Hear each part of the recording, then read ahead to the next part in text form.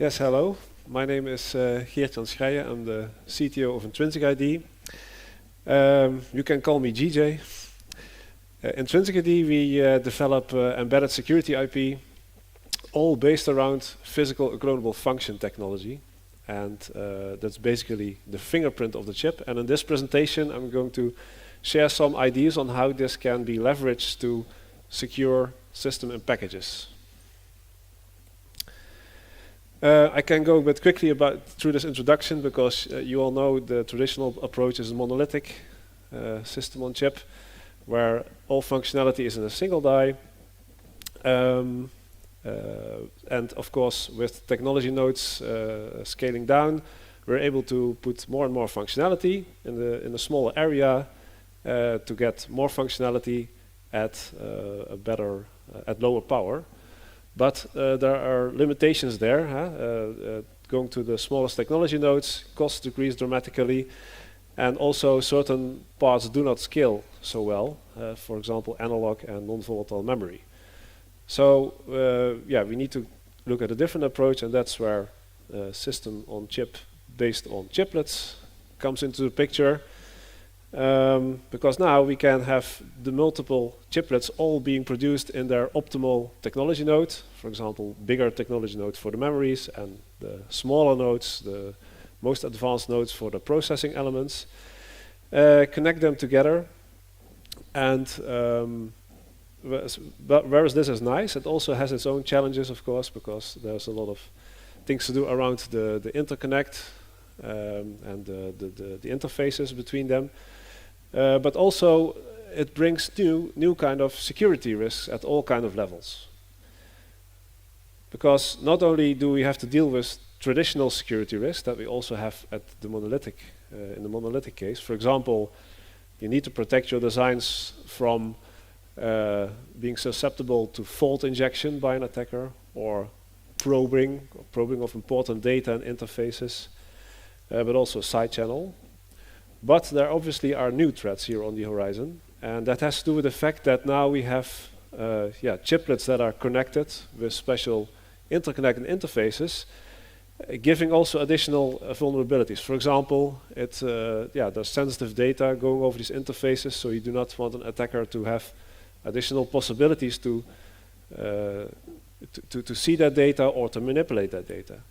And another thing is that in the heterogeneous case, chiplets coming from different sources, how can you be sure that you're integrating the correct one, the correct type, or maybe you happen to integrate a counterfeit and you want to be able to detect that? So how can you add security to such a more complex system? Well, the most traditional security solution is to put a big root of trust IP in your chip with cryptographic capabilities, a random number generator, a secure processor, store some keys in OTP, one-time programmable memory, which are injected from the outside. But this is expensive and complex and may not be suitable for every chiplet. One of the problems is, if you look at the traditional method of storing a secure key into a chip, that when this is done in a traditional way, you have special equipment, for example, hardware security modules, that are used to generate this data and inject it from the outside. And handling keys is adding quite some cost because this is sensitive data that is available outside the chip. How do you deal with that? So this is not ideal. It adds cost. It's not flexible, and it's not ideal for security because in the end you're going to store such a key by making a state change in the chip. And there are all clever ways of attacking chips where they can be opened up and you can actually see bits that have been programmed into fuses and also charges that are storing bits in embedded flash. So that's not ideal.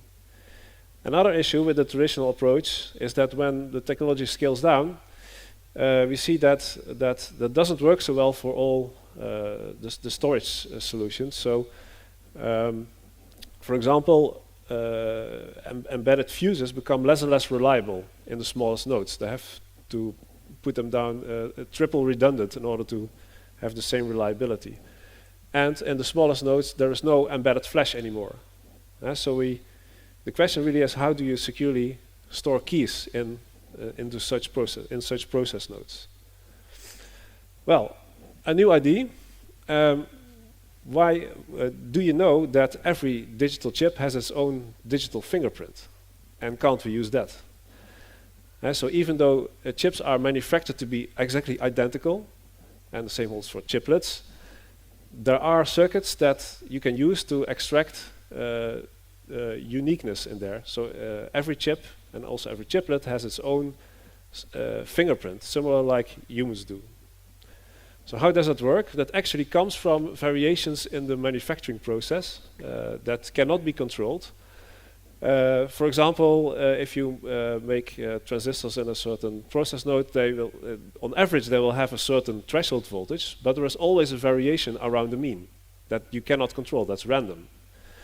And normally these variations, they go unnoticed, but there are circuits with which you can actually pick up those variations. And instead of putting in a dedicated circuit to detect these kind of variations, it actually turns out that standard 6-transistor SRAM is a very nice circuit to measure these variations. So normally an SRAM cell is used to store a bit that you write into it and read the same bit data back. But if you look at the natural power-up state of an SRAM cell, so without writing anything into it, it has to come up as either a 0 or a 1. And it turns out that most cells have a preferred startup state because these two cross-coupled inverters that make up the SRAM cell are very well balanced, but typically due to the process variations, one of them is slightly stronger than the other one, and this is sort of something that you get random at manufacturing. So if you look at a whole array of SRAM cells, it turns out that they have a very unique silicon fingerprint, a preferred startup state. You can directly use that fingerprint for identification of chips or of chiplets, because you can match it with something that you have read out before. When you repeatedly read out the fingerprint from the same chip, you will notice that some of the bits are noisy because some of the bit cells happen to be very well balanced and sometimes start up as a 0 and sometimes as a 1. However, still it is also possible to extract a cryptographic key from that fingerprint. And this is actually how that works. For that you need a key extractor. So how that works is there's a first time you read out the startup values of the SRAM, and this key extractor is going to generate helper data. And this helper data is some data that has information about error correcting codes that can later be used to correct the differences when you read out this response for a second time. Such a key extractor is also commercially available. So Intrinsic has a product called QuidiKey, which implements such a key extractor. And instead of calling this helper data, we call this activation code. So that's a product terminology. But what happens in the field, whenever you want to reconstruct your key, you read out and you do a new measurement of the SRAM, combine it with that helper data or activation code. Internally, the key extractor is going to do the error correction and make sure that under any circumstance, the same cryptographic root key can be reconstructed. And this is designed in such a way that this helper data or activation code does not give any information on the key. So now you can store this in any memory that you have available, on or off chip even. And furthermore, if you copy that data from one chip to another, you have not copied the key because it doesn't match with your fingerprint on that specific chip. So that's high level how that works. Now how can we use that for the security issues in chiplets? Well, there are several levels at which you can tackle, you can make use of this. So what we here call level 1 is just using the unique fingerprint of the chip for identification. So suppose that the only thing that I add to my chiplet is a small piece of SRAM memory, and I'm going to read out the startup state at production, and later on in the supply chain I can actually read it out again and compare it to that initial measurement and sort of find back what was the production information and what is the history of that chiplet. So that's just identification. If I also want to do cryptographic authentication of a chiplet, of course I need to turn that into a key, and I need some crypto to process that key and do something with it. So level 2 is actually a query key IP, so a key extractor, and a lightweight cipher. So pure symmetric crypto, such that I can do an authentication of a chiplet. And level 3 is not only symmetric, but adding asymmetric crypto, such that I can also deal with some private and public keys and certificate. But for some of the chiplets, this may be a too heavyweight solution, and that's why it's quite interesting to see what you can already do with physical and clonable function on the lowest levels. So either purely as an identifier or with some basic symmetric crypto. In the last few slides, I have an example protocol, which is nothing real or nothing that we want to propose as a standard or anything, but just showing briefly the possibilities that we have as an IDE for further discussion. So suppose now that in my system package I put several chiplets. They all have a minimum amount of crypto. So let's say they have this query key IP to extract the key. They have some SRAM memory from which I can read out a fingerprint for identification, and there is a lightweight cipher. There is one master chiplet who has more capabilities, because that one, it says it contains the main processor, but it could also be a dedicated security processor, security subsystem. This one will authenticate the other chiplets in the system package and is able to attest information also to the outside world about that. So what we could do, let's say in a trusted phase at manufacturing, where I make my chiplets, there's a first readout of that SRAM fingerprint, the chip fingerprint. And I also do this enrollment step of the key extractor, where I generate this activation code and the first key. And I send this over to a server who can create a sort of identity certificate for that chiplet. So it contains the reference fingerprint, such that I can later on match that. But it also contains that activation code, so that when you give that back to the chiplet, even though the chiplet hasn't stored anything, it can reconstruct the key and do some protocol with that. And as an example protocol, yeah, you could think of, based on that key, I encrypt other random keys, the gray keys over there, with that chip unique key, so that later on I can use them as challenge responses to authenticate the chiplet. So if I do that for multiple chiplets, I can build up a database of certificates for the chiplets, which I store on a server. And the chiplets itself, they do not need any storage.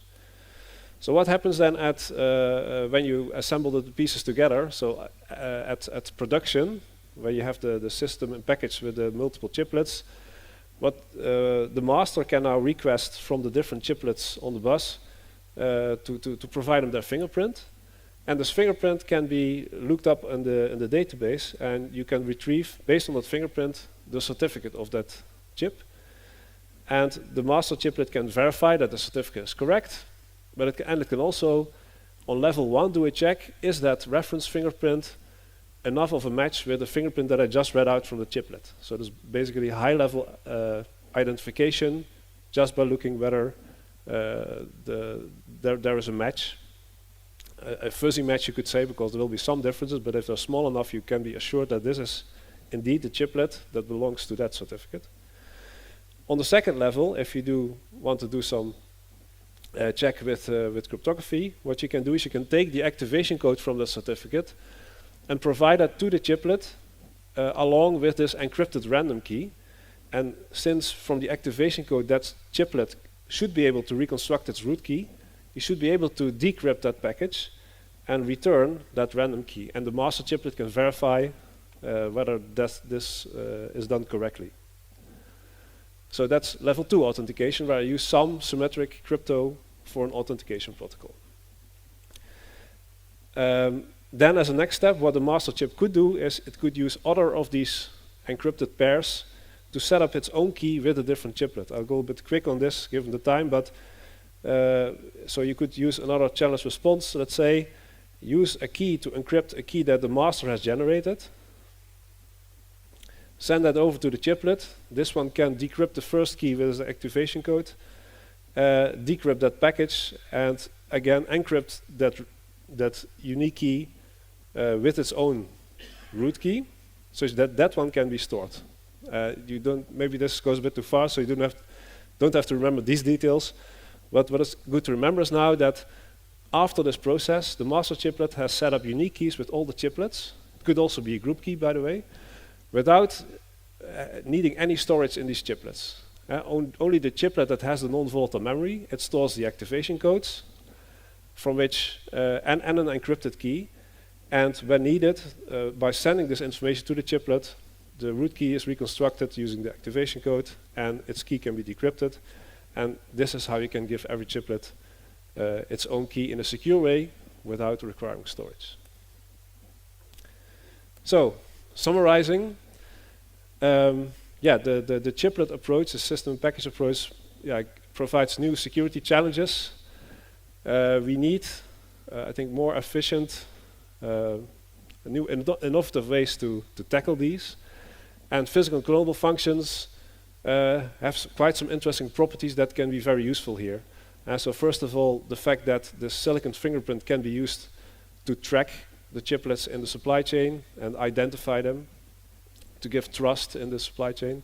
And secondly, because it allows every chiplet in any technology node to work with a secure key without actually requiring to store it, given these problems with storage in the smallest nodes. And that's how we think that PUFs can be a more convenient and flexible way to deal with security in the new system and package settings, and be part of interesting solutions in the future. That was my story. Thank you. Do we have time for questions? Yeah, we do actually. We're fine. Oh. Of course, the silicon fingerprint is unique and very clever observation. A question then, since we rely on the state of that fingerprint at the power up, basically. Yeah. It seems to me that we need to define what a power up means. Temperature, voltages, sequencing of things. Because at the power up, a lot of systems are random. Nobody cares what happens before reset. But in this particular case, perhaps it matters. I don't know enough to know if it matters or not. You can help. Yeah, so at Intrinsic, this Quiddy key is an existing product, so you can use it to secure a key into your chip. That's one of our core products. And what we have done is we have done a lot of research on how do these chip fingerprints behave on different technology nodes, on memories with different vendors, but also under various conditions. So we know that if you repeatedly read out the fingerprint, there is some difference, there is some noise. If you take readouts at different temperatures, there's more difference. So there's more noise that you have to compensate. And we also know that there are aging mechanisms that can play a role. So for all these things in our IP, we have solved this. So we do actually quite a lot of error correction to make sure that on any technology node and under any circumstance we can correct that. And we have mechanisms to counter aging effects in the silicon, which are also built into the IP. So this is a good point, and we have solutions for that. Yeah, that's very good. I intuitively felt that because of earlier technologies we had. Anytime we do anything, we have to put a low-pass filter on it. If it is outside of the bounds, it's hard. And this seems to be a very good and clever, and wants to go in many, many years, as you said, for different process nodes. Yeah. It seems to me if from the beginning we bound the problem, say, okay, do the power up, but do it in this particular way, then it narrows the ambiguity. Yeah, it's actually, so you are right in the sense that the power up should be smooth and fast in order to have the least noise in this SRAM pattern. But also we see that typically it's not a big issue to get that properly done. So there are customers of ours who actually implement a dedicated power switch on an SRAM to guarantee that under all circumstances you do not have to power up that memory with the rest of the chip, for example. So there are solutions for that. Yeah, there are some guidelines for that, and there are things like a dedicated power switch to make sure that basically if you do it fast enough, you're okay. So there's a spec for that. Yeah. Other questions? It's probably just a follow-on sort of question. Apologies to everybody else. The when like that, I understand the concerns with powering up, but at another level, what is the entropy in the technology? I know I've been involved in some work in the past. Once a silicon technology becomes stable from a vendor, they get better. They get better at making it, and therefore the actual entropy can start reducing. So therefore, how stable is this over a long time? So if it's a technology that has been in existence for many years, that actually can be very, very tightly manufactured. So therefore, your variations can be less. Yeah. I've even for technologies that are longer used, there is always still variation, and the way we typically work is to use quite a relatively big amount of SRAM, let's say a whole kilobyte of SRAM, to extract in the end a 256-bit key. So you can take into account a lot of the differences in entropy to make sure that you always end up with the full entropy key. And I've never seen a technology node where there isn't enough variation in that sense. So, yeah. Okay, if you have something to look at, happy to do that.